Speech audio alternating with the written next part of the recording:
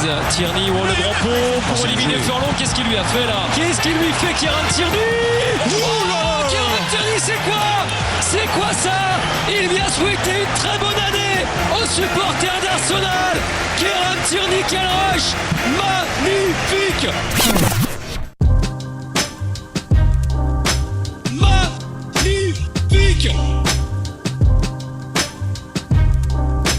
Magnifique! Kieran Tierney! Kieran Tierney! Magnifique! Oula! Oula! Magnifique! Kieran Tierney! Magnifique! This is Arsecast Extra. Hello and welcome to a brand new, what is it? This is an Arsecast Extra. End of the season, fucking fucked it up right at the start. Goodly morning, James. Goodly morning, man. For the final time this season. Yeah. I mean, not for the, I mean, we'll be doing one next week, but... I know, right? It doesn't quite hit the same. But within the confines of the season, this is the final one. Yeah. This is the final one. It's a fun one. I mean, Arsenal men won, and Arsenal women won the big one. Mead. Oh, there's space. Oh, and there's the goal! And it's the substitute. Stina Blackstenius, and the sea of red around the stadium erupts. Boy, oh boy. Boy, oh boy. Pretty cool. Amazing, I have to say. It was really quite emotional, you know. I did lay it out on the blog as to why it was such an emotional thing, but those final minutes of that game, James, fuck. I know. Well, I think as well, I carry the trauma of 2006, right? Yeah. Holding a lead going into the later stages of a Champions League final against Barcelona. Yes. And they're a side of such quality. I mean, such a brilliant team, Barcelona, that you just never quite feel safe. But the defensive effort was superb, an outstanding performance and result. I have to be honest and say, as much as I was very proud to see them in that Champions League final, I made Arsenal real outsiders. Yeah. I mean, I think that's fair. You know, we spoke about this, we listened to Tim talk about it a bit, didn't we, at Union Chapel, when, you know, he put it in perspective when he said that Barcelona absolutely dismantled Chelsea in their semi-final, 8-2, I think, on aggregate. And, you know, when you look at what Chelsea have done in the WSL over the last number of years, that really does put in perspective the task that Arsenal had at hand. But I think, you know, you've got to give huge credit to the players and huge credit to the manager, Renée Slegers, for the game plan that she put in place and the way that game plan was executed by the players. It was sensational, just a brilliant effort and an incredible achievement, an amazing night, an amazing thing for Arsenal Football Club and for fans of Arsenal women in particular, you know, who maybe haven't had quite as much success of late that they would have liked. But this is, I mean, does it get any better than that?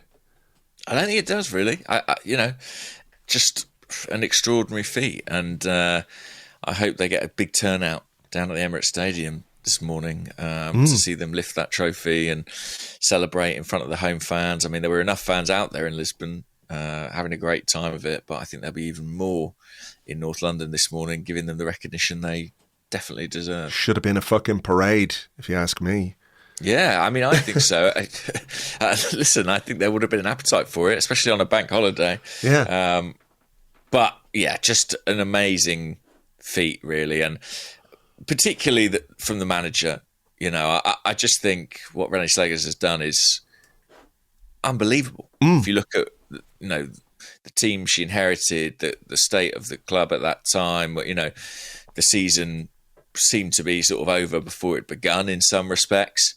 And then the kind of transformation culminating in lifting the Champions League, it is astonishing. Yeah, just brilliant. Winning trophies is a lot of fun, so it turns out, you know. Yeah. Hopefully Josh got the bug while he was over there. Yeah, that's right. He was over there, and look, it was amazing. The celebrations afterwards were amazing, weren't they? I sort of stayed glued to the television to watch all the post-match interviews. We had Katie McCabe channeling her inner Freddie Ljungberg. I'm just in disbelief, to be honest. Well, no, actually, I believe it because Barcelona do absolutely everything else, and we kept together. I think Leah Williamson dropped one as well. She did. Here it is. I don't believe it. I'm gonna fucking cry, so I'm gonna cry. Yeah, it's tough to give a TV interview moments after sort of the summit of your sporting career, to be fair. Yeah, well, it is, and I think when we think about how, generally speaking, players and managers are thrust into or in front of the cameras with a microphone under their nose in very emotional moments, sometimes we talk about how it's all a bit bland or it's all a bit media trained, but I think you can understand why that's the case. And then when you let the emotions go and when you let the emotions overtake you, maybe you drop an F-bomb here or there on TV. But look, nobody's in this world that we live in going to get too freaked out by, a little bit of saucy language, are they?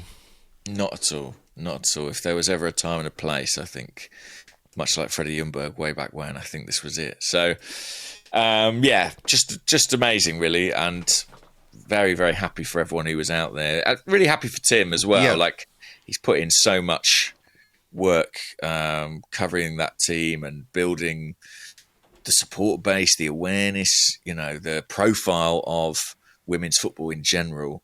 I think this is just reward, really, for the miles that he's put in over the years. Yeah, look, I loved seeing him out in Lisbon, and we had to go through maybe he'll explain it on the Arsenal Women Arsecast that he'll do with Jamie tomorrow, and they'll obviously analyse the game and go into it in a lot more detail. But we had a real, I won't say battle, but it was a bit of a scrap with UEFA to get Tim accreditation for the game. We got there in the end, and thanks to some people at Arsenal who vouched for him and for the coverage that he does for Arseblog News. But it's great to see him out there, and obviously with Jason out there doing the video. Jamie was out there too, who's the co-host on the podcast. But those are the rare occasions. The week-to-week schlepping around, getting trains to here, there and everywhere to watch games on Sundays, weird times, missing men's games to go cover the games for Arseblog. He really has for a long time put in a huge amount of effort. And I think what's been a very special part of it as well is that at the core of it is the idea that for those people who want to get interested in Arsenal women, that it is accessible. And it's there, and it's easy to do. Like, how many times?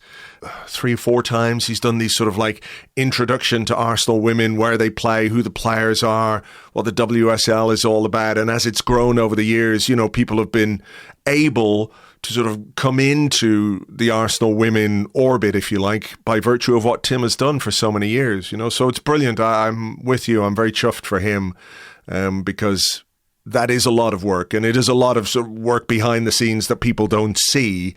A lot of train journeys, a lot of traveling, a lot of weird sandwiches. So yeah, I was delighted, just delighted for everybody involved that we came through that and won that game the way we did. Just incredible. Yeah, and without wishing to give Tim another assignment, I think there might be call for another one of those introductory pieces now, because there's probably more eyes than ever on that team and on Arsenal women, which is fantastic. No, absolutely. There was I was literally just talking to him about that this morning, where when the England team won the Euros, there was a big swell of interest and excitement about the women's game, and I think this will do something similar for Arsenal on maybe a more micro level, but it definitely will do something for Arsenal. And look, the more the merrier, right? It's a football club that we support, right? And primarily we're here to talk about the men, which we will do now in a minute. But Arsenal Football Club encompasses much more than just the men. So I think it's only right that we give due credit to Arsenal women for what is just an amazing achievement. And I hope they've all had a great time as well. The manager, the players, I'm sure they've been celebrating the last couple of days. Some of the videos and Instagram stuff has been very good. Yeah, I've seen a few clips. I think they will have enjoyed themselves for sure. Yes, for sure. Well, look, as I said, Tim and Jamie will have an Arsenal Women Arsecast out tomorrow. Probably a bumper edition encompassing, the trip to Lisbon, the game itself, the analysis, the repercussions, the consequences, and I mean that in a very good way for Arsenal and what it means going into a summer where hopefully Arsenal can build their squad and challenge for the WSL. Next season. So that will be there tomorrow. Tim will have that for you. We'll have that for you on the usual podcast feed. But we're here to talk about as well the final Premier League game of the season against Southampton yesterday. I mean, very, very, very end of season vibes to all of it, right? You were there. So I was there. Yeah. It was. I mean, I think there was already an end of season vibe given sort of the fact Southampton are already long since relegated, Arsenal all but confirmed for second. And then when the starting lineup came out, you were really like, oh, okay, it's really end of season. It's sort of almost testimonial vibes. Yes, a little bit. There was a start for Kieran Tierney at centre half. A little bit of a surprise. I sort of thought we might see Ricardo Calafiori, but he was nowhere to be seen. So Tierney came in, Zinchenko at left back. And we were chatting a little bit during the game about where was everyone else playing, because it wasn't immediately evident. I think we came to the conclusion that Sterling started on the right, Nwaneri in the Odegaard position, Marino up front, Martinelli on the left. But it wasn't exactly regimented, was it? There was quite a bit of fluidity, if that's the right way of putting it. Yeah, I think so. There was a lot of movement. Martinelli popping up in central areas, Sterling, popping up, I don't know, anywhere, seemingly anywhere he fancied at various points in time. So there was a bit of fluidity to it. But yeah, I mean, look, Mikel Arteta's not a man given to sentimental decisions, but I did wonder about starting Sterling and Tierney and Zinchenko. Was there an emotional aspect to that? I know Calafiori didn't make it, but I wondered if there was a kind of send-off for some of these players too. But yeah, it was an unfamiliar starting 11 for Arsenal, that's for sure. Yeah, I think we had a question about that. Hubinos on Blue Sky. At Hubinos or Hubinos. .bsky.social says, has Arteta shown with these end of season cameos from leaving players that he is ruthless but not heartless? Maybe. Yeah, maybe. I mean, I suppose at the back his options were pretty limited, weren't they? But, certainly giving Sterling a game, there's not really a technical justification for it, I would say. That's true. That is true. So there must be an emotional component there, you'd think. But I guess if there's an opponent against whom you can rotate, it's surely the Southampton side who have, struggled desperately all season long. Yeah. I mean, there wasn't a great deal to write home about, was there? A couple of chances for Mikel Marino in the first half, a couple of headers that maybe he should have scored one of them. If you get one like that, you can go, ooh, okay, but to have hit the bar, didn't he? With the second one from Martinelli cross. Yeah, a couple of shots. Yeah, Martinelli had a header in the really early stages as well. Straight at Ramsdale. I must say, I only seen one replay of it, but I was quite surprised we didn't concede a penalty. It looked to me like a handball by Declan Rice. Someone has since said to me it hit his chest, then his hand. That's what they said on the TV, or on the stream that I was watching anyway. It wasn't on TV here yesterday, so I was illegally streaming. Fuck you, gosh. Premier League. Illegally streaming. So I can hear the sirens in the background. Yes, they're after me. But on the illegal stream, that I was watching, the commentator said, hit his chest and then his hand. But because it was sort of on a smaller screen than normal, and I was sort of trying to figure out where it wasn't necessarily super HD. It was decent, but not super. I couldn't tell you whether or not it hit his chest and then hit his arm. It looked to me like his arm was tucked in by his side, though. So, I don't know. Listen, had it been given against us, I would not have... Cared? that or batted an eyelid, because, that's kind of the story. It all feels really moot now, doesn't it? It's just like, I guess it could have been, or maybe it wasn't, but ultimately it doesn't matter, so who knows? But yeah, I was slightly surprised that one wasn't given. And then we had like a flurry of sort of chances just before our goal. There was the Martinelli 1-on-1. Oh, yes. Perhaps Kieran Tierney should have left this game with an assist as well as a goal. Yeah, it was a great ball over the top, wasn't it? Yes. And then Zinchenko had a shot which deflected just wide, I think. Mm-hmm. And then from the subsequent corner, we ended up getting the goal. And didn't Rice almost score directly from the corner as well? I think so, yeah. Yeah. So the pressure was beginning to tell. And then fullback to, well, not quite fullback, but centre-back on the day. But Ben White gets on the outside, shows a bit of pace. He looks a bit sharper, I think, Ben White. Nice cutback and a really good finish from Kieran Tierney. I mean, I couldn't see who it was. It was down the far end of the pitch from me. And I was like, is that Mikel Merino in there? Like, who's getting across the near post and finishing so smartly with his right foot? With his right foot, yeah. It's Kieran Tierney. Well, listen, what a lovely moment that was. Arteta said afterwards that he had said, I'm going to score on my final appearance. And lo and behold, the man has some mystical powers. He did it. I think it's a lovely moment as well, isn't it? Because we talked about him at some length last week, so I don't know that we need to necessarily do it all over again. But he is a guy who is really, really popular among the fans, clearly very popular among the players as well. You could see the reaction to it. And you could also see how much that goal actually meant to him, even if it was a game which was essentially meaningless. It was given some meaning by that goal and what it meant for, or meant to Kieran Tierney. Yeah, I mean, and sometimes these end of season games can provide moments like that. I'll always remember us being away at Norwich on the last day of the season, and remember Carl Jenkinson, I think got what might have been his only ever Arsenal goal. Was that on the final day? Yeah, I believe so. I believe so. Maybe it's not actually, but I've created that in my mind. We'll have to check now because otherwise everyone will be just shouting at us at home. 2011, was it? No. Hang on. Carl Jenkinson, Norwich. Goal. When was it? On this day, 2014. It was May the 11th.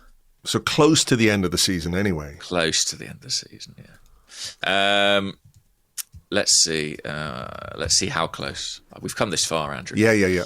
2013-14 Arsenal season.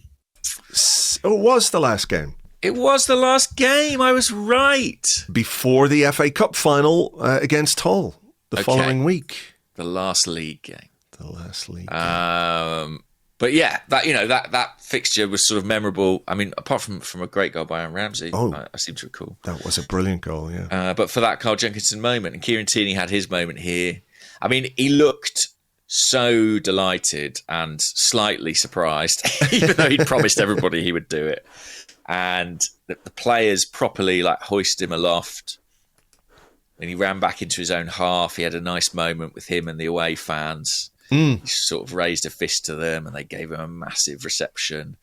So, yeah, it was a special moment and really happy for him that it played out like that. Yeah. He deserves something like that, didn't he? We talked maybe last week about the moment in the game against Newcastle when I think it was Martinelli who was free down the left-hand side. Tierney had come on as a sub, and he was making that run, waiting for the ball to come across for what would have been a tap-in with his right foot as well. And didn't get the pass and didn't get the goal. It was a little bit disappointing, but I'm really pleased for him. And he's a really humble guy. I think he has been genuinely taken aback by how much affection there's been for him in the last few weeks, and the reception he had at Emirates Stadium and away from home. I think in his mind, he probably feels like, I don't know if I delivered my very best at Arsenal across 6 years, you know. So I think he almost feels, from what I understand, a bit sheepish about it. You know what I mean?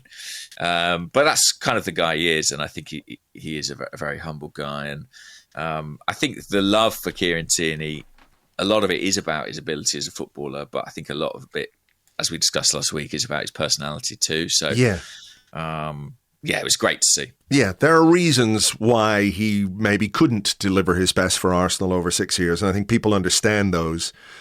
They understand those reasons. So I've got to say, by the way, while it wasn't necessarily the sort of biggest game on the field, there was a lot of good fan action between the Arsenal away fans and the Southampton supporters behind Darren Ramsdale's goal, particularly in the second half. I don't know if you've seen any clips of it, but there was one Southampton fan in particular who was sort of doing a bit of a party trick of like removing his false teeth. No. Like an older Southampton fan who was like engaged in a duel, as it were, with the travelling support. The travelling fans were singing some rather scurrilous allegations about his private life at one stage, and he was responding by taking out his teeth and waving them at them. And it was good fun. As you do. Yeah. As you do. I enjoyed the Southampton fans singing, "He left because you're shit." He left because you're shit, Aaron Ramsdale. I mean, Sterling scores were on the pitch was a good chant from the Arsenal fans that came up a few times. For a moment, the Southampton security people were like, "Uh-oh." And then they went, I think the stewards looked pretty relaxed to me, I've got to say, doing those chants. They weren't that relaxed at full time, weirdly. There was like about 30 stewards sort of gathered in front of the travelling fans, and they also weirdly formed like a protective ring around the centre circle. I don't know why, pardon me. They formed like a protective ring around the centre circle, even though there was kind of nobody in it. I thought at one point they were like, I don't know, someone was going to land in Benjamin Sesko was going to land in a chopper on the pitch and step out. Like, it was very odd. They really anticipated a pitch invasion from Arsenal that never came. So are you saying here that Sesko is the guy that we're going to sign? Or Gyokeres. There are two choppers circling above St Mary's. Double helicopter all the way. Yes, but it was good fun in the stands. It was interesting as well at full time, by the way. Southampton did their lap of appreciation. I mean, can there be a less appreciated lap of appreciation than that? And Aaron Ramsdale, who was captain on the day, got a really good reception, as you would expect from the travelling fans, which was sort of in stark contrast to the rest of the stadium, where, like, when they reached certain corners of the Southampton fans, there were actually boos for the Southampton team after what they produced this season. So that was quite a surreal thing to see as well. Yeah, I mean, they've made an interesting appointment for next season, haven't they? Yes. Will Still. Unveiled on the day. Johnny Rhyme. He'll forever be, the Championship manager guy. Right, that's his backstory. Explain. Well, I want to get this right now that I've flagged it, but he sort of became notorious when he was, obviously his managerial career took off in France. But his background was that he was playing Football Manager. I want to say. We'll have to pause while I double check this. Okay, Still has stated that playing the Football Manager and Championship Manager video game series helped him decide to switch focus from playing at the age of 17, and he moved to England to start becoming a coach. at Myerscough College in Preston, Lancashire. What a thing! What an inspiration! Playing video games. He's the armchair manager. Do you know what I mean? Turned actual manager. Can I tell you a secret? Yeah. I really wanted to be an Italian plumber. Okay. From playing video games, but my dream failed. Sure. Did you abandon everything? I just kept trying to climb into sort of sewage pipes and eating a lot of mushrooms. Fucking turtles everywhere. I just couldn't stand the turtles. Yeah. You know how it is. So yeah, he's a football manager graduate, effectively, but also quite an impressive bloke. I mean, any Englishman who, you know, coaches abroad and like bothers to learn a language. I know he's born in Belgium, but I'm always impressed by that. Belgium, the Scotland of France. Exactly. So there you go. He's the new Southampton manager, but who knows? They may be back, they may not. But it was an odd day all round. We've gone right to the end when there's actually a second half, I suppose. Yeah. They scored a goal from a corner, another goal from a set piece that we've conceded. #Yover out. Imagine if he stops standing up for the defensive set pieces. Do you know what I mean? Yeah. Like he only gets up for the attacking ones. Well, he's like, no, nothing to do with me. No cameras on me. Nothing to do with me. I think it was a corner that we probably shouldn't have conceded because we coughed up the ball in midfield. I think Declan Rice just sort of did a bit of a Theo Walcott. Remember when Theo would start running and then he'd leave the ball behind? It was a bit like that, and they had a shot on goal. It went around. Raya made a save, pushed it around the post. He was not happy at someone. I think it could have been Rice for losing the ball. That's quite unusual to see David Raya like that. Yeah, he really had that goalkeeper thing where they sort of get up, they've made a save, and then they do the swipe. They swipe their arm. I mean, it was quite Ramsdale, actually, to be honest. He enjoyed that. You know, they'll have a go at the old centre halves or people in front of you. He's done that a lot this season, Aaron. I've noticed. I think it's evolved into sort of a kind of arms outstretched shrug, you know, like as the hope has faded. But yeah, it's not like Raya to lose his rag. He did have a lot on the line, though, of course, because he was playing for the Golden Glove. Yes, he was. Clean sheet would have guaranteed said glove.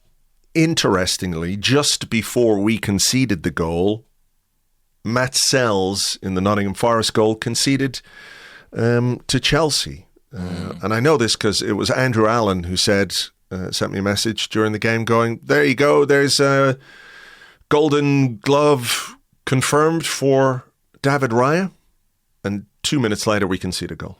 So, by the way, I am furious and outraged that the Golden Glove is not a Golden Glove. What is it? It's a statuette of a little goalkeeper diving to make a save. But I'm on board with you here because the Golden Boot is literally a golden boot. Well, it's not gold; it's sort of bronze or brass or something. But at least it is a boot. You would have thought the glove would be a glove. Yeah, I also think that, and I think you could apply this to the Golden Boot as well. I think it should be wearable, and you should wear it the following season. And it should be a special dispensation. If you win the Golden Glove, you can wear gloves made of gold. Okay. Yeah? Sure, why not? I mean, it's probably not great in terms of aerodynamic getting off the ground. Your hands would be rock solid. Gold solid, rather. A precious metal. Imagine, like your fingers aren't going to bend back when they're made of gold, are they? Would you actually get a gold glove, or would you sort of cast the hand into a sort of vat of gold so it becomes coated in gold rather than it being like a glove? Sort of supervillain, like Gold Man or something. Possibly that, yeah. Possibly that. Okay. Anyway, we conceded a goal from a set piece. Keep doing that, Andrew. Some will say, well, if you don't have William Saliba and you don't have Gabriel, apparently this was the first game in 150 years or something, where we didn't have either of them in the team. I think I've got the stat here. Harvey Downs of Opta saying it ends a run of 148 consecutive league games, or at least one of Gabriel and Saliba has been named in the starting 11. I get it. Maybe you're not as defensively proficient, but it is and has been a bit of an ongoing issue, hasn't it, this season? 22 goals from set pieces in all competitions this season. 9 conceded from corners. Since Gabriel was sidelined on 1st of April, they've conceded 8 times from set pieces. Right. Yeah. It's definitely a worry. Mm-hmm. I also, and listen, he's a Golden Glove winner for a second consecutive year. He's had an outstanding season, David Raya. But I did also feel like this was a goal where I just feel like very occasionally there are times when him being a relatively short goalkeeper is going to make life difficult for him. And I felt like this was maybe one. Like maybe a guy who's 6 foot plus gets to this. I agree. If David Raya was 6'3", he'd probably be perfect. Yeah. Can we do anything about that? Aren't there operations where they like break your legs and reset them or something? There are. I'm not sure they're great for your flexibility and your athleticism. Okay. Could he wear platform football boots? Like a glam rocker from the 1970s. Imagine he turns up next season in platform boots and gold gloves. Amazing. I'd love to see it. I'm just wondering if Fraser Forster, maybe he had those leg breaking operations. It would certainly explain his lack of agility and flexibility. Anyway, I know what you're talking about because I noticed this the other week in the Brentford game when it was the Dean Howson goal where he headed that long throw in.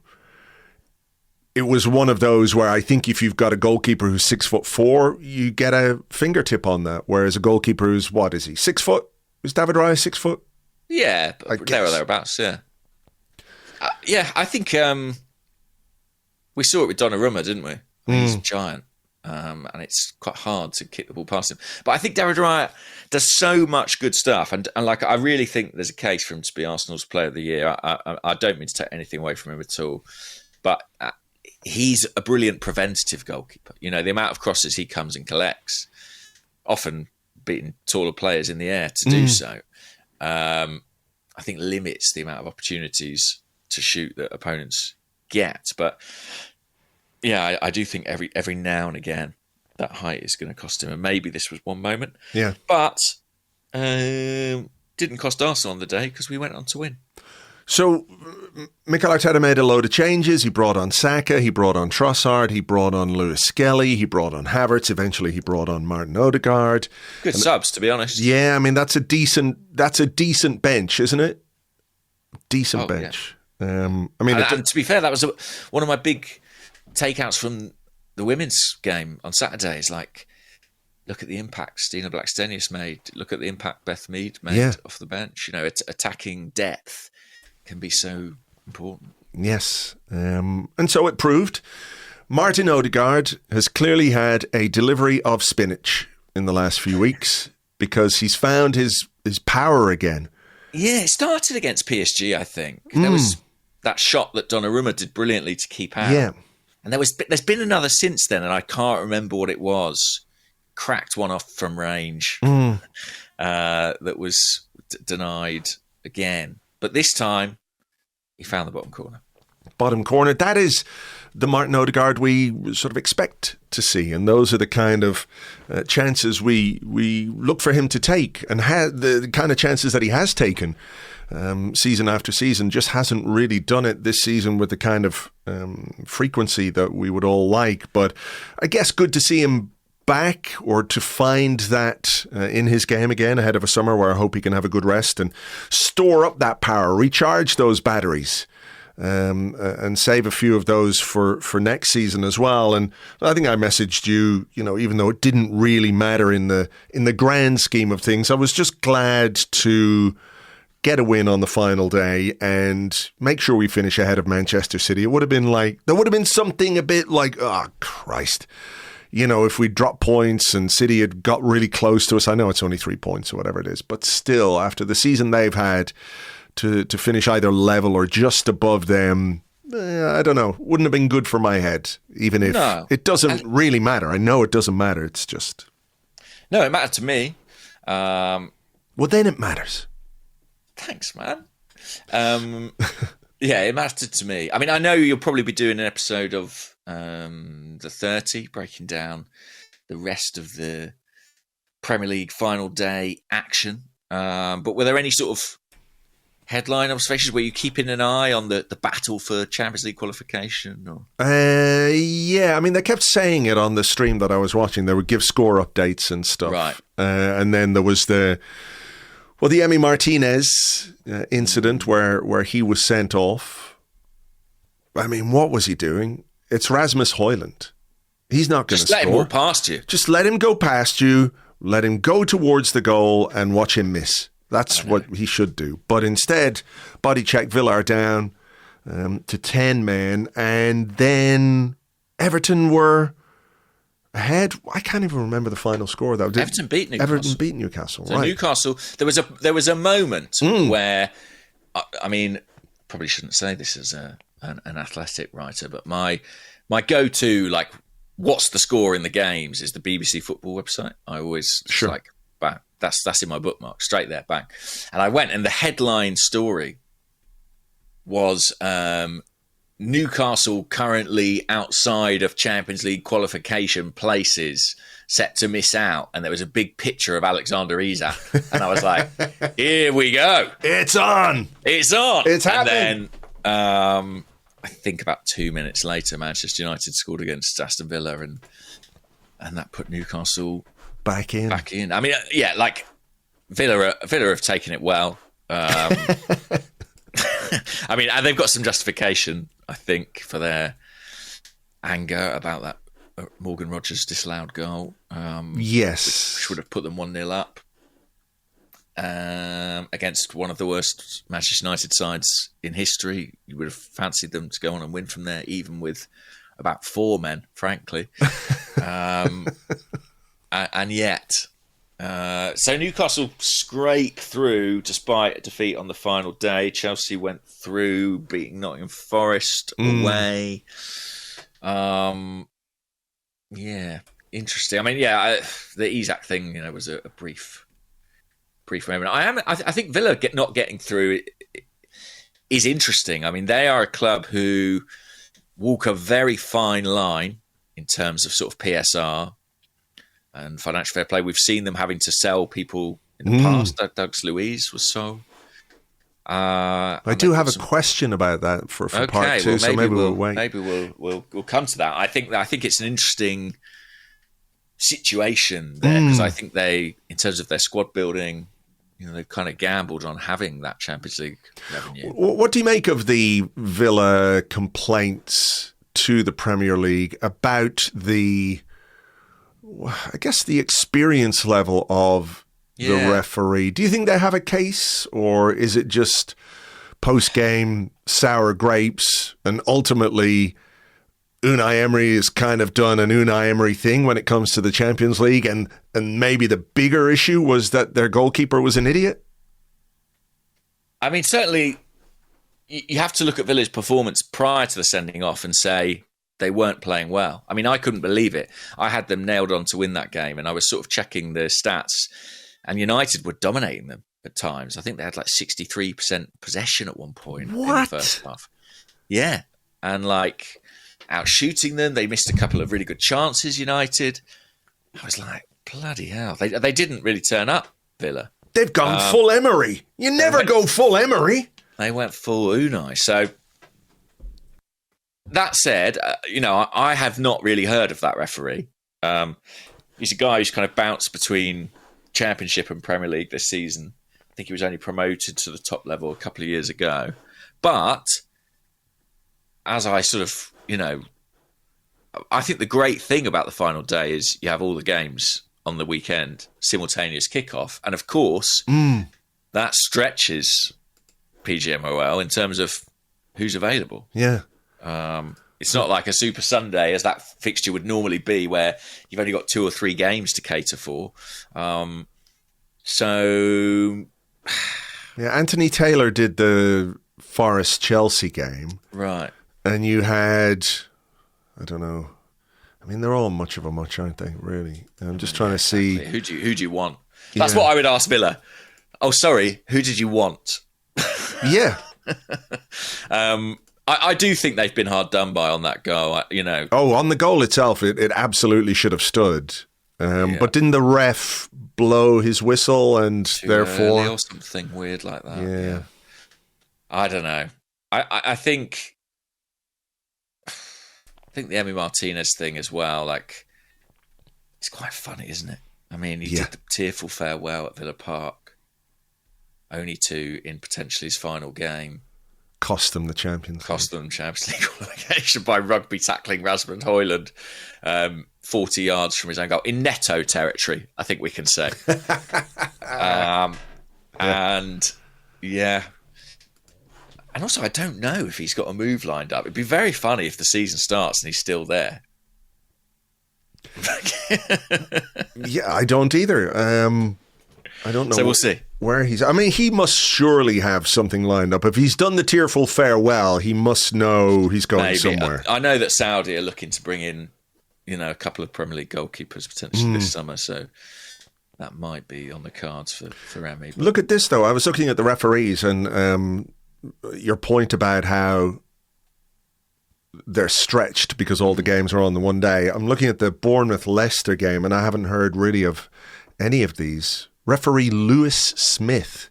Fourth official Steve Martin. I think these were guys who won some sort of competition, yeah. Steve Martin's obviously a comedian. VAR, Jamie Bell. There you go. No way, the ballet dancer. Yeah, actor Jamie Bell. James Bell, but his mates probably call him Jamie. Like your mates, all the people who call you Jamie. Yes, that's true. Hey, look at this. The fourth official in that game was Steve Martin, and the fourth official, they have a second fourth official called Stephen Martin. What's going on? That's really weird. I've got a friend who's a comedian, and she's called Stevie Martin, and she's on Taskmaster at the moment. Right. But I imagine she gets a lot of sort of disappointed people at bookings. Do you know what I mean? A lot of emails come through asking her to do stuff. Can you bring your banjo? That kind of thing. Yeah. But I mean, to be honest, Forest as well dropped right out of it, which I guess isn't that much of a surprise. But there was a point a few weeks ago where I really thought they were going to do it. Do they not get any Europe now? No. I think they get Conference League. Oh. Yeah, I'm not surprised they fell away. I always felt like they were punching above their weight a bit. It's just a shame because you would prefer to see Forest in there than Chelsea or Newcastle. I think Newcastle getting in is quite bad news, actually. Like, I could have done with them missing out, especially seeing as they lost their final 2 games, but they scrape over the line. I just think, with the kind of... We know the backing they've got financially, and if they start to get regular Champions League revenue, which will sort of shift the FFP picture for them, they are going to be a problem, I would say. Yeah.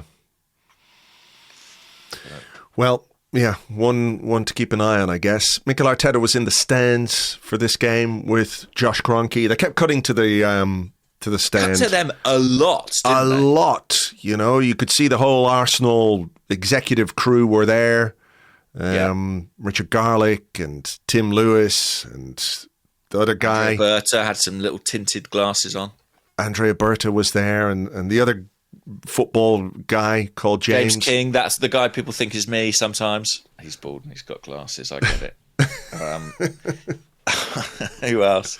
Yeah, they were all in there. Josh was there, like, had his, supervillain beard and everything. Yeah. They kept cutting to them and there were no words being exchanged. That's what I found really weird. Like, Arteta was sort of, when you get into a taxi and you sit in the front seat and you try, maybe it's different in London because you usually sit in the back of a black cab or whatever, but here in Dublin, taxis are usually saloon cars, and you sit there and you like try and start a conversation sometimes with the taxi driver, and then there's no conversation about to happen. Yeah, like Arteta and Josh Kroenke were sitting there, like one of them's a driver and the other guy's going like, had a busy night? Yeah. Presumably that's why they kept cutting back, because sort of the money shot would have been, you know, Arteta pointing something out to Josh on the pitch, or you know what I mean, like. And this is where we need a striker. Yeah, exactly. That's what the directors were looking for, but they didn't get it. They sat Not there once. in stoic silence. Either that, or they have like a sixth sense, and they were engaged in deep conversation. But every time the cameras went to them, they knew. And just immediately froze. But surely they would have then just done the footballer thing when the cameras are on. You just cover your mouth when you're talking. Put your hand over your mouth so no one can see. No one can lip read. They were very determined not to be lip read. I guess Mikel is a man of quite steely focus, isn't he, on the on-field matters? And Josh, maybe to his credit, did not want to disturb him. Don't talk to me while the game is on, Josh. Shut up. Sit there. You can sit beside me. Yeah, they were all there, and they've all got a meeting today. Mikel alluded to that in his press conference. Yeah, he was asked, like, when does the pre-season preparation start, or the new preparation for the new season? He said, now. We've got some meetings this week about, you know, putting plans in place, etc., etc. So they've just got to decide which helicopter to divert back to where it's come from. The Gyokeres chopper or the Sesko Airwolf, you know? Exactly. Yeah. They're still hovering above St Mary's. They're like, guys, we're going to run out of fuel here. Yeah. Make your mind up. Make your mind up. Yeah. Hopefully that's what they today in the offices at London Colney. They put up a big picture of Sesko and a big picture of Gyokeres, and they all get darts and they chuck them and see. That's it. Someone's going to set up a poll in the Arsenal FC Discord, right. Sesko or Gyokeres, and that's how the decision will be made. Whoever gets the most. Seems fair. Yeah. You know, it's egalitarian, isn't it? Like everybody. You do a poll on WhatsApp now. They don't even have to come into the office. They just do it on their WhatsApp group. Okay. So yeah, and Mikel, I'm trying to think if there was anything of note from his beyond that. Really, not particularly. No, but a big thanks to the fans. And big thanks to the fans. They watched the final on the coaches on their way to the game. Yeah. He said that would be, you know, or would act as an inspiration, and I hope it does. You know, I hope it does. But yeah, it was very like, season's over. I don't have to worry about anything. He seemed in pretty decent form afterwards, and you know, made a few little jokes, didn't he, about whether he'd be looking at his phone during the break. If the missus bloody lets him. If my wife lets me. I laughed too loudly at that.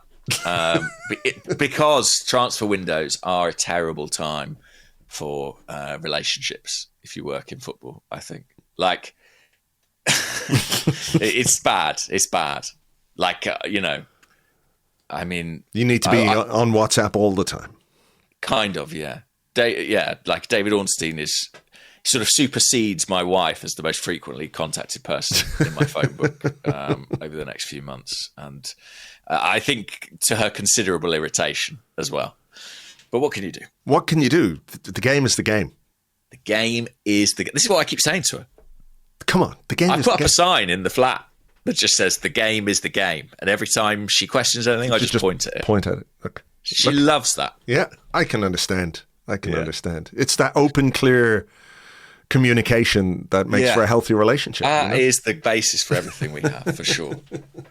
So let me ask you this. Sorry, unless you had something there. No, absolutely not. No.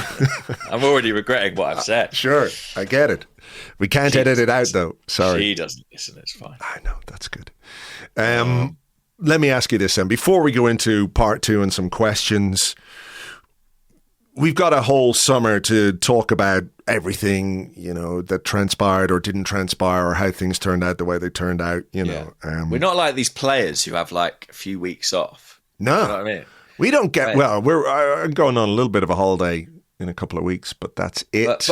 But 52 weeks a year. Yeah. A podcast, at least one.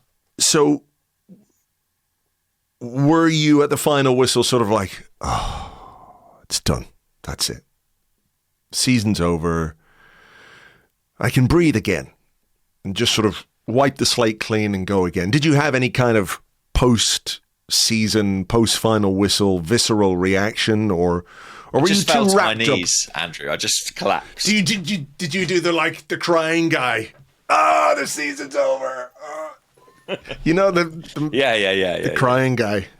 The crying guy. The crying. Someone told me. I did the Sammy Kufor 1999 Champions League final. Just banging the ground, pounding the ground.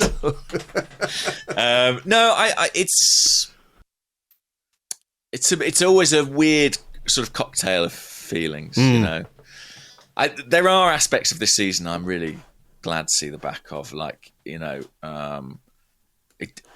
I have felt personally since about October that it wasn't going to be our year, and so it's sort of been quite difficult for me to get out of that headspace. Even when we were beating Real Madrid and the like, I still had this nagging thing of I think if we're going to win the Champions League, we probably need our best players available. So in that respect, it's kind of a relief, and in work-wise, it's a bit of a relief too. But then you suddenly realise, oh no, wait, it's the transfer window, and that brings its own challenges. So, and I'm genuinely am excited for next season. I mean, to be fair, that's what Mikel said. He was like, I've got goosebumps and excitement already for next year. And I think, I wouldn't say I'm fully there with him, but I know where he's coming from. That's the joy, isn't it? That's the wonderful thing about being a football fan, that however frustrating this year might have been, we can always find a way to persuade ourselves that next year's the one. That's it. I've been doing that for years, my entire life, basically. Exactly. So I don't see any reason to change now. I suppose what I would say before we go into the break is that I share many of the frustrations that people have had with this season, and it does feel like, to some extent, despite all the circumstances, a bit of an opportunity missed. But I am reassured by some of the messaging that we've had over the last couple of weeks, about what needs to be done. I do not think this is an intricate puzzle that we are going to struggle to untangle, It's not like we're going, but how is it possible for us to do any better? Score some more goals, and that's basically it, really. Score some more goals, and you're probably in better shape than you were this time around, because the defensive foundations are there. It's, it's solid. Score some more goals, and without being too simplistic, in the just kick it really hard into the back of the net school of analysis, I do think that's kind of where we're at. And Arteta said it's up to the boys upstairs. The boys upstairs have said, it's kind of up to us now. Josh Kroenke more or less said that last week.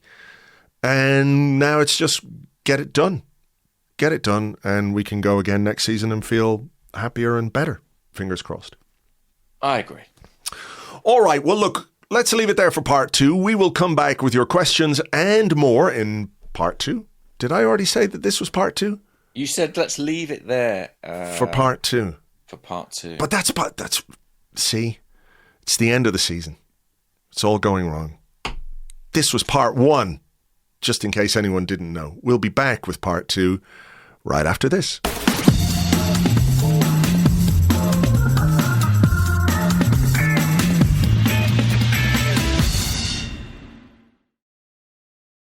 Welcome back to the Arsecast Extra. This is part 7 of the show, I think. Get my numbers right, where we answer the questions that you sent to us on Blue Sky, at gunnerblog.bsky.social, and at arseblog.com. Also on the Arseblog Discord thing. The Discord. If you're an Arseblog member on Patreon, you get the Discord. If you want to have a vote in which striker we should sign this summer. Join the Discord. Join the Discord. That's how it works. This is it. If you're not in, you can't win. By the way, if it is part 7, it's fitting because we have a bit of breaking news about a number 7 in our history, Thomas Rosicky. Unfortunately, his club, where he's sporting director, Sparta Prague, have just announced that he was hospitalised last Tuesday to intensive care with heart issues. Fortunately, it seems no surgery was required, and the club say that he has their full support, and we're all thinking of you. I'm sure all Arsenal fans will be thinking of Thomas Rosicky too, and wishing him all the very, very best, because he's a bit of an Arsenal legend, really, and an absolutely top guy. Yeah, you did a great interview with him. Was it last year or the year before? I can't remember exactly when, but really interesting interview with the work that he's doing out in Sparta Prague. So he's a really nice guy, and he made real fun of me for having wrestling videos on my YouTube history. Really royally ripped the piss out of me for that, which I have to respect. Well, fingers crossed that they've caught whatever it is in good time, and he can make a full recovery. Get well soon, Thomas Rosicky. Get well soon, man. Yeah.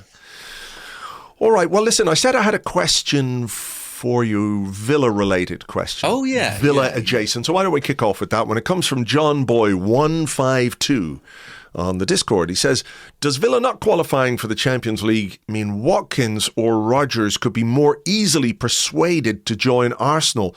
Would the lack of Champions League money for Villa mean a good deal could be struck? I would be definitely interested in Watkins as a short-term, high-quality option across the front three.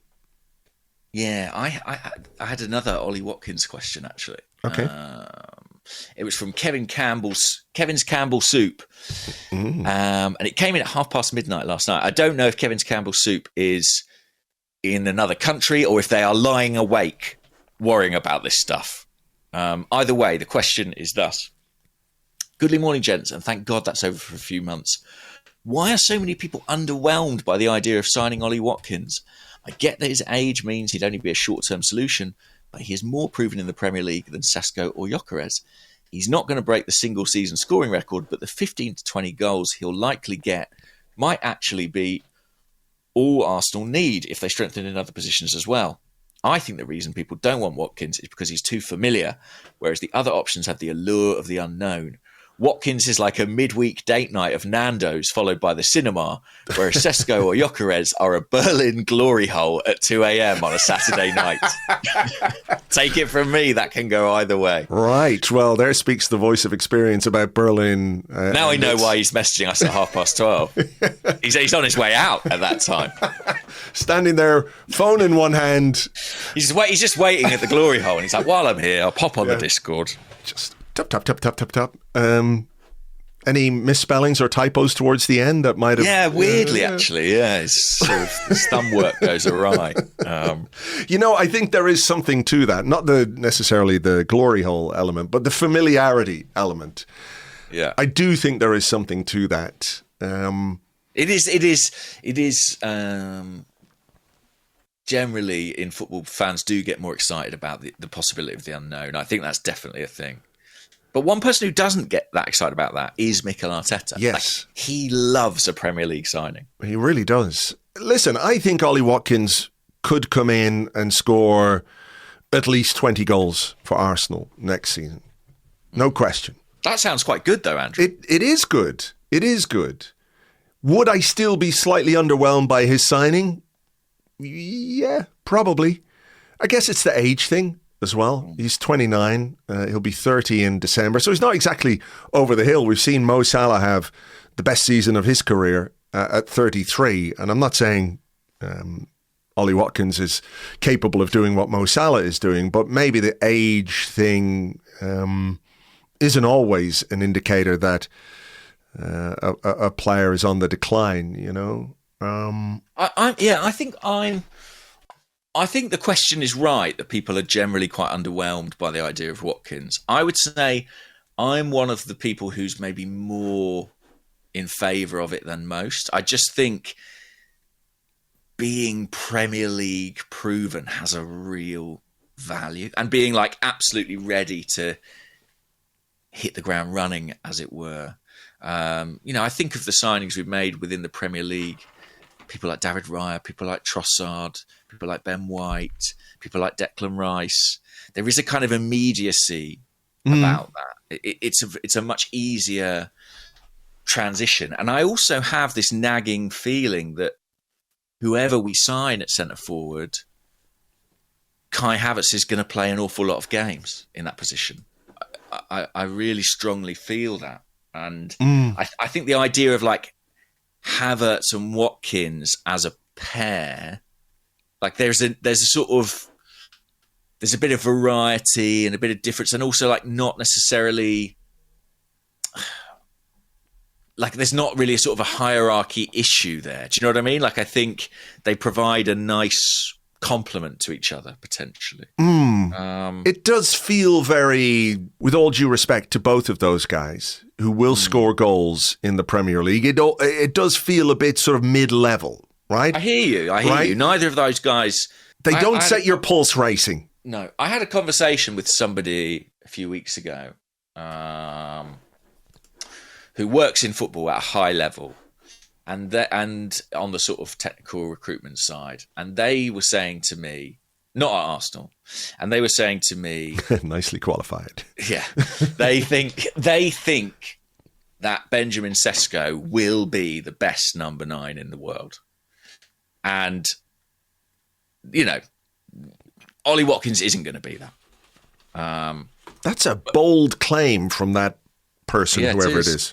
It is. But I don't think this person will be alone in that belief. I think like a lot of people look at Sesko and think he's got all the raw attributes. And the critical thing, funnily enough, same person was saying they think Arsenal will buy Gyokeres because while Sesko will be excellent, he has development to do. Whereas Gyokeres is what he is at this point in time.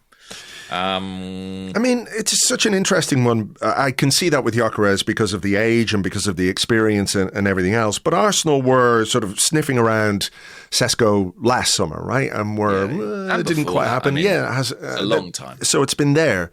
So does another year at wherever the hell he is, Leipzig.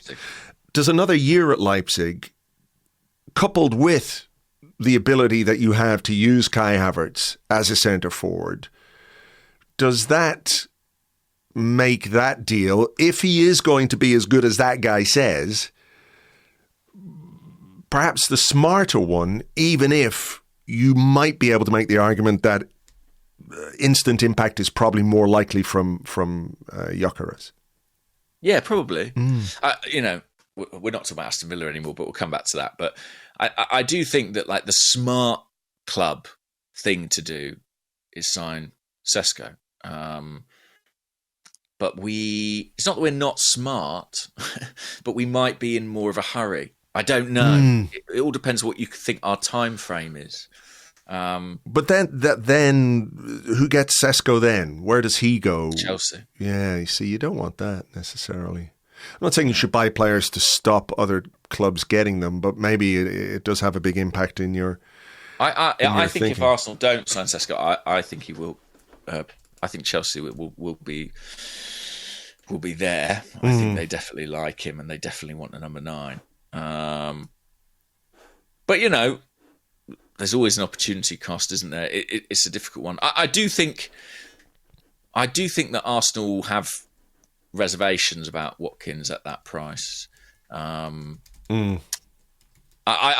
think he'll be in the conversation, and I think if we did get Watkins, like someone made the point, I think was it when we did the live Chapel show, somebody said somewhere along the lines, if we signed Sesko or Gyokeres and they scored at a rate, it might have been Elliot who said, like, if they scored at a rate that Watkins has been scoring in the Premier League, we'd consider that a massive success.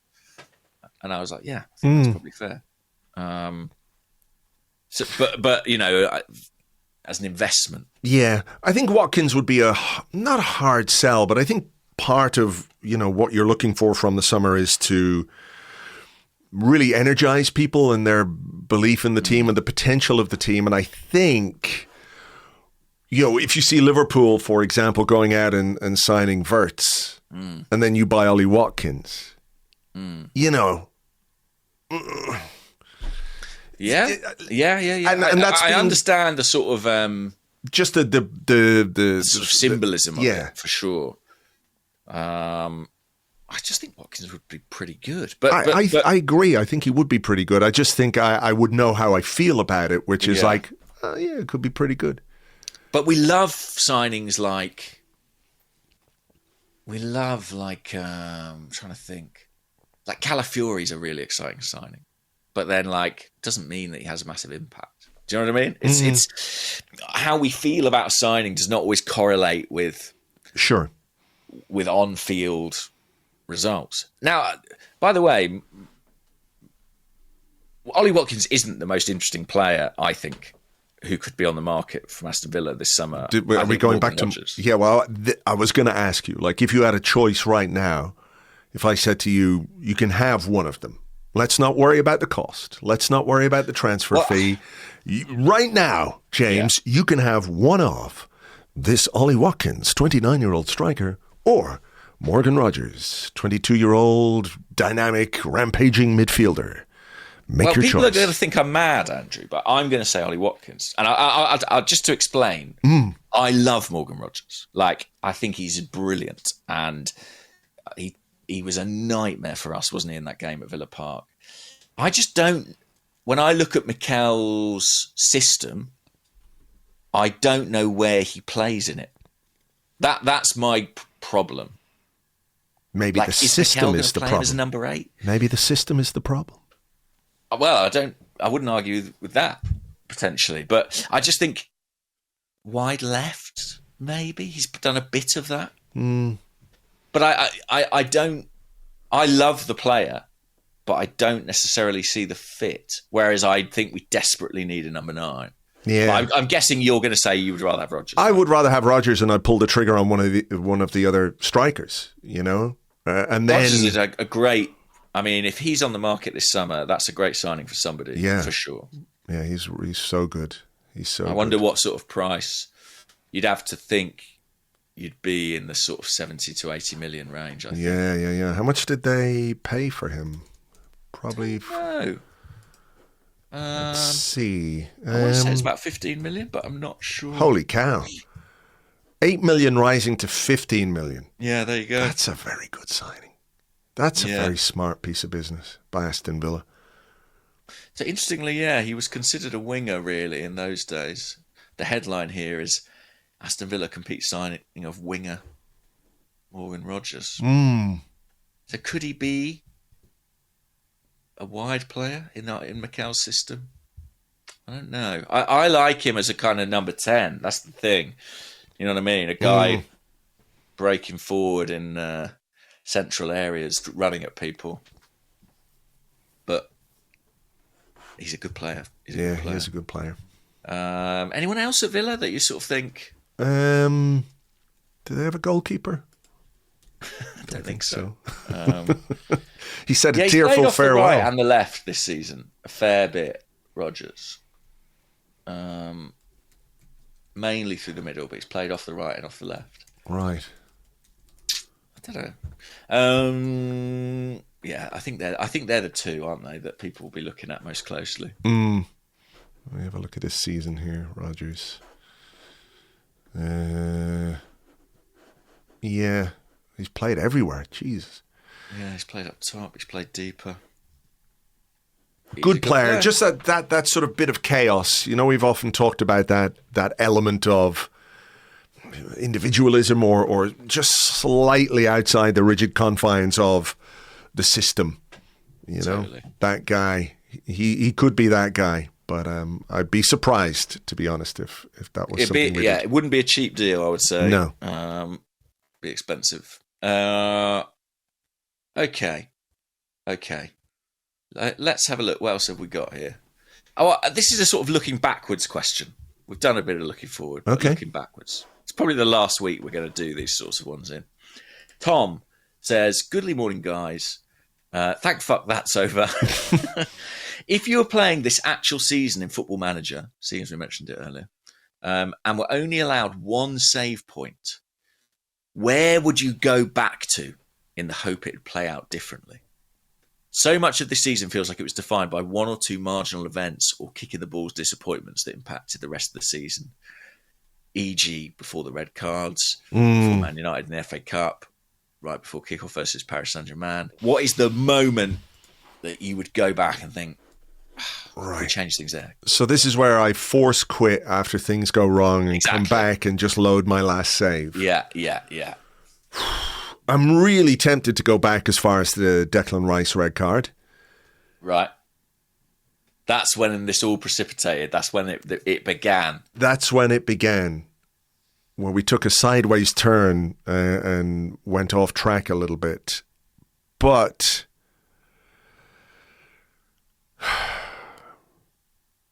I kind of think the Saka injury is where I would realistically go, because I think we were still there or thereabouts at that point. But the Saka injury felt like, well, this is where it's really gone wrong, because of just how important he was to the team and is to the team. I know he hasn't quite got back up to speed in terms of, numbers with goals and assists since he's come back from injury, but that's to be expected, I think, because of the seriousness of the issue that he faced. I do wonder if, just having a fit Bukayo Saka means that players like Jesus and Havertz, the load on them isn't quite as much as it was, or I don't know. I mean, it's all just sort of like a, what do you call it when one thing happens after the other? Like a snowball effect. Yeah, butterfly effect. Butterfly, yeah, it's that kind of thing. But then I can go back to the Rice red card, and I think about how much it cost us physically to play so many games with 10 men, such high intensity games with 10 men. Like, there was a thing doing the rounds last week, I don't know if you saw this, about players and injuries and that kind of thing. And it's not a case that players are playing more minutes. It's that the intensity of the game and the way that the game is played is placing a higher load on players, and that's resulting in injuries. And I think part of what's happened for us this season is that the physical side of things, because of the injuries, because of the inability to rotate as much as we would like, because of playing so many games with 10 men, and the knock-on effects of that is like one thing after the other. So that's why I'd be tempted to go back to Rice. But if I was to really, really pick one, it would be the Saka injury. What about you?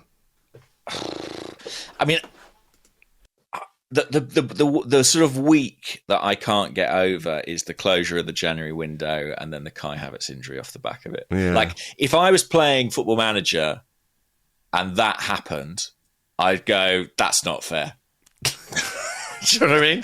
Like, that's not fair that injuries happened at that point in time. It's just so... I know that it was sort of like... it was predictable in one sense, but it was also just like incredibly cruel.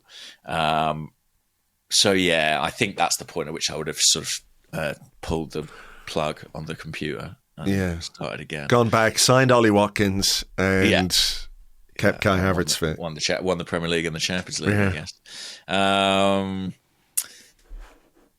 I've just seen a bit of news. The Spain squad has been announced. It's got David Raya in it. It's got Mikel Merino. It's got Martin Zubimendi in it. Right. It doesn't have Joan Garcia, who was a real candidate to be called up. Speaking of goalkeepers who are slightly taller. Okay. And that means that his release clause remains at 25 million euros. A call-up for Spain would have seen it raised to 30. So, do you think there's shenanigans at play there, or are they just happy with David Raya? Who else is it? Is it Unai Simon? Unai Simon and a guy called Alex Ramiro, who I must confess I don't know who that is. He sounds like a presenter on MTV. Also, Pedro Porro is in the squad, and I've my whole life have believed him to be Portuguese. Just was like, they signed him from Porto, didn't they? And I've just thought, yeah, he seems Portuguese, mate. Alex Ramiro plays for Real Sociedad. Oh, we'll be signing him in a minute. Yeah. 2 keepers in. Targets. Yeah, Iñaki Caña.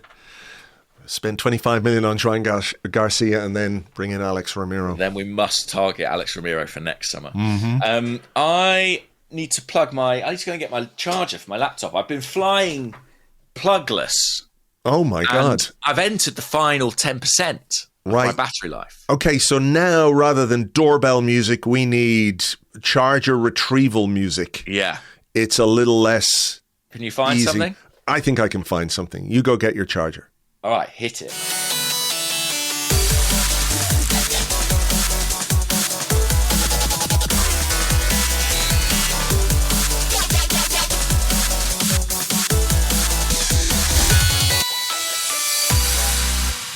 He's got it. He's got the charger.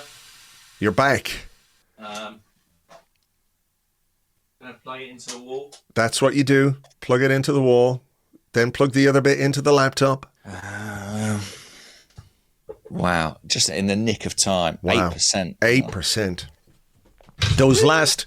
Jesus. There's that little noise. We're back in the game. Those last 10% go very quickly as well. I know, right? Once it's turned red, you're in trouble. The first 10% of your battery and the last 10% of your battery go way quicker than the middle 80%. I don't know why that is, but that is the truth of batteries. It is the truth of batteries. I don't remember what we were talking about. We were talking about goalkeepers, Spanish squad. Oh yeah, that's fine. We'll come. Just coming in as a snip at just 25 million euros now. Okay. Well, what about this? We had some more questions about transfers. I thought we might. We might. Quincy Owusu.bsky.social. He played for us, didn't he? He played for us, yes. Hello, Quincy. Hope things are going well for you post-career. Anyway. He's a rapper now. Wow. Good for him. Mm-hmm. He says, you did a piece on that as well, didn't you? Yeah. Yeah, you've done a piece on everything. During the pandemic, mate. Yeah. Didn't pick it. I was desperately looking around for anything. No, but he's actually, he's quite a well thought of rapper in the Netherlands. Does he have a rap name, or is he just... Yeah, he does. DJ Q. Q-Tip. What is he called? Q-Dog. It's funny because Blow, that's it. Blow. Okay. Make of that what you will. All I can think of is the previous question about Berlin, but let's not go there. In Berlin, all right. Yeah. Anyway, Quincy, between his rapping and all the rest, says, any thoughts on the lack of interest in Liam Delap? Young, cheap and impressive Premier League record would allow us to splash out on a winger. And we have one from JJ15Q.bsky.social who says, should we look at Garnacho? Seems like a good wide option, possibly cheap this summer. I think Garnacho's a really good player, but I don't want us to sign him. Is that fair? Yeah. I think he's good. Whenever United don't play him, I'm like, what the fuck are they doing? Why are they playing Mason Mount on left wing? Or whatever strangeness is going on. Because whenever Garnacho plays, I'm like, he looks dangerous, he makes stuff happen, but he's got a horrible haircut and not a nice face. And I don't want anyone with the sort of stench of the current United regime coming over. So I don't want him, I'm afraid. He's in a box with Anthony Gordon because he has one of those faces. I mean, 11 goals and 10 assists for Man United this season in all competitions. In a truly terrible team. And that's, I think, 11 goals is 93% of all the goals that Man United scored this season. And by the way, in our league campaign, this was a good stat from Opta yesterday, no Arsenal player reached double figures for goals in the league for the first time since the 1923-24 season. Now all I can see is that Game of Thrones gif. The lady with the bell. Shame, shame, shame, shame. I know, that is mad stat, isn't it? It is, yeah. It is. And it makes, the improvement needed quite obvious. Yeah, I do think Garnacho's good. And it would make me happy if United sell him because I think they sort of need him. But I just... Nailed on for Chelsea, isn't he? I think so. Like, he looks the archetypal Chelsea player. If he came... Yeah, I think his agent might be a former Chelsea midfielder, actually. Oh, yeah? Maybe it's Kike DeLucas. I'm not sure. But I think if he came to us, you know, I'd find my peace with it. I do think he's really good, but you know, when you just instinctively are like, no, not for me. No, he's a villain. He feels like in my Premier League story, he's a villain. Yes, I know what you mean. And such players should not come to Arsenal. He has the same agent as Charlie Patino. Oh, interesting. So there you go. I just looked up Charlie Patino. He's not having a great time with It's it, Charlie. not great. He's sort of a cautionary tale, really. It's gone a bit youngsters. It's gone a bit Miguel Aziz for him, hasn't it? It's all gone a bit Miguel Aziz. Yeah, who was I talking about? You were what was talking the other about question? It was about Liam Delap. Yeah. I saw David Moyes talking about Liam Delap, saying, "Oh yeah, we've had talks with him. There's 3 or 4 clubs in. I think he's a great lad. Huh? He's a great lad. He's a great lad. I mean, again, it's like he's English, isn't he? His dad was a player. Like there's always been talk about him, kind of for those reasons. I think he is a good player. I think he's powerful. He's quick. You know, scored some good goals this season. You know, he does catch the eye. Yeah, he kicks the ball hard, which is, you know, a key attribute for Arsenal this summer. 22. Yeah. Talk of him going to Manchester United. Yeah. Yeah. I suppose it's a bit like the sort of Sesko debate, isn't it? It's like he's not really ready now to be what Arsenal need. Probably even less ready than Sesko, who's played in the Champions League, is an established international, has had multiple seasons in the Bundesliga. So I feel like it's the sort of signing that, like, I don't think we need Liam Delap right now. Like, if we bought him and loaned him out, for example, that'd be interesting. But I'm not sure he's what we need right this second, if that makes any sense. Sure, it does. It does. What I do you think think? it'd be a great second option for striker, you know? I do think there are aspects of his game that are really, really eye-catching. And, you know, he was brought up at Manchester City, wasn't he? So, you know, he's come through the same academy as Morgan Rogers. Morgan Rogers was at Man City before he went to Middlesbrough and then gone to Villa, and now everyone kind of wants a bit of Morgan Rogers. But yeah, I would be very surprised if Arsenal were paying close attention to Liam Delap. But I think he will move to a Premier League club. Hopefully, you know, he doesn't choose Manchester United and his career can progress in some way. Newcastle would be a good move for him. I mean, they like an English number 9 there. You know, I think Wilson is not what he was, had some big injuries. They need an alternative to Isak so they can sell him to us, obviously. No, I think that would make a lot of sense. They're in the Champions League. They've got a lot of games to go around. Maybe he's not first choice immediately, but Isak can play on the left. So, yeah, I don't know. That could be a logical one. I wouldn't be in a hurry to join Manchester United right now. No. I know they're a massive club, but what was I thinking just then? I was thinking about kids of players. Well, you know, maybe what we could do is wait for Liam Delap to get passed up by the England senior team, so he decides to do a reverse Declan Rice, rather than, because he's played all the way through for the England under 16s, 19s, 21s, whereas Declan Rice did the Republic of Ireland youth teams before becoming English all of a sudden. It's crazy. But Liam Delap could become Irish, play for the Irish national team, and therefore he would be instantly less valuable than an England international. So he would become better value, and then we bring him in. How about that? Good point. Well made. I was thinking about the fact that His dad could throw the ball really far? His dad... No. Just like, again, it's quite Football Manager, isn't it? To sort of see these surnames cropping up again, like these regens, basically, of players.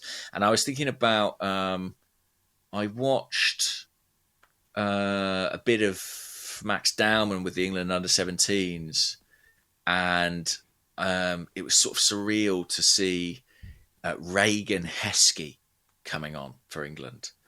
And he also is at Man City, and he's Emil's son. Right. And he's like a goal-scoring sensation at academy level. Yeah, it makes you really feel old, doesn't it? When players who you very much remember as players themselves, suddenly their kids are playing. I'm telling you, if the son of Malcolm Christie starts playing in the Premier League, I'm calling it quits. That's it. Have we got any kids of any players in our academy? We had Edu's son, didn't we? But he went to Watford. Yeah. I don't know. Yeah. I think there are one or two, but I can't think of them off the top of my head. Was Robert Perez's son in the academy at one point, or whose son? Sorry, Robert Perez. Am I misremembering, or I don't know. Yeah, I think there might be something in that. There's definitely, yeah. Well, or Sterling, or there's somebody. There's definitely someone who's got kids in the academy. So we'll see. Right. What's good about that is that people are saying, like, is Max Darwin getting too much coverage at too young an age? Whereas I'm looking at like 8-year-olds there. Yeah. Being like, what are the genetics like? I thought you were going to tell me that Max Dowman's kid was in the academy, and I was thinking, this has gone way too far, way too soon. He's on a pre-contract, Andrew. He's on a pre-contract. Right. What have I got? Odegaard. Yeah. Well, let's ask this, actually. Danny Nick says, good morning, gents. Firstly, thank you both for the fantastic coverage you provided us all this season. Thank you for listening. That's the reason that this question's Yeah. Thank you, Danny. My question is, don't worry about that. No, my question is, purely on a coaching basis, do you think this is Mikel Arteta's best season as a manager? With everything the team have had to deal with, the fact we finished second and reached the Champions League semi-final is a massive achievement, and Mikel deserves an enormous amount of credit for that.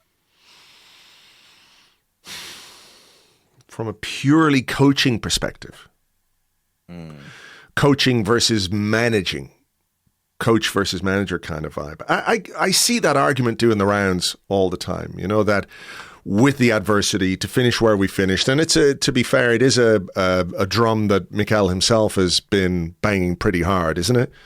Yeah. You know, any other team that's had the problems we had, they're nowhere. The club is gone. It's finished. Yeah. Etc. I can Do you buy it? I know what he's saying, and I know why he's saying it. I know why he's saying it, yes. I know why he's saying it. And I do think you have to, amid the frustration, acknowledge that finishing second is not terrible. It's not terrible. There are way worse places you can finish and way worse places you can end up. And we've been in worse places down the years. It really is just all about the context of the season and how we've ended up where we've ended up. You know, the expectations were so high. We've fallen below expectations in domestic terms. And rightly, wrongly, somewhere in between, the sense that we did not do the maximum as a club to make our season successful is the undercurrent of any kind of analysis or how you feel about it, right? Mm-hmm. So I think it can be true to say that with the problems that we've had, he has done good work. He has done good work. But also the problems were not entirely of not our own making. We've self-inflicted some of those problems. Yes. So it's a bit like shooting yourself in the foot before you run a race and then looking for everyone to say how great you were when maybe you shouldn't have just shot yourself in the foot. Sort of, to an extent. And I do accept that there were and have been external factors out of our control, but I do think we didn't necessarily control the things that we could control as well as we could have or should have. Yeah. I understand why Mikel is saying that sort of thing, and I understand the question from Danny and why he might feel that way. I think it's true that Mikel has done a better job than he's getting credit for, maybe in the wider media, and a better job than you might imagine. After another season without a trophy and all those things, I think in trying circumstances he has done well. I would stop short of saying it's his best season as a manager. Yeah, I agree with that. I think, I don't think you can make that case. No, really when you look at the points tallies we've put up, in the last couple of seasons, I think if you go back 2 years, I think what he achieved in terms of running City close with that side that was very much ahead of schedule was pretty extraordinary. The first half of the campaign he put together before the World Cup was pretty much faultless. The following season, the way in which he brought more structure and defensive emphasis to the team, and the run he went on after Dubai, which was absolutely impeccable with the exception of that one aberration really against Aston Villa at home. I don't think he's hit those heights of performance this season, and I know there's mitigation, and I know there's reasons why, but for me, it's not his best season, but it's a season in which I think he might have learned a great deal, and I think it might serve him really well. That I agree with a huge amount. I think sometimes you learn a lot more in adversity or difficult circumstances than you do otherwise. And that's why when I said earlier about the messaging, I think we can, and we have heard people talk about injuries and suspensions and red cards and all those kinds of things, which I think are, is entirely fair. But I also think there's been a fairly honest appraisal of, how we built the squad and what we need to do to build the squad differently next season to make up that shortfall, So there you go. What about... God, we've been going a while. I think we should probably try and finish up. But I did want to do a couple of quick ones. Lisboa Gunnar, do you think there will be a surprise player sale this summer? And if so, who do you think it will be?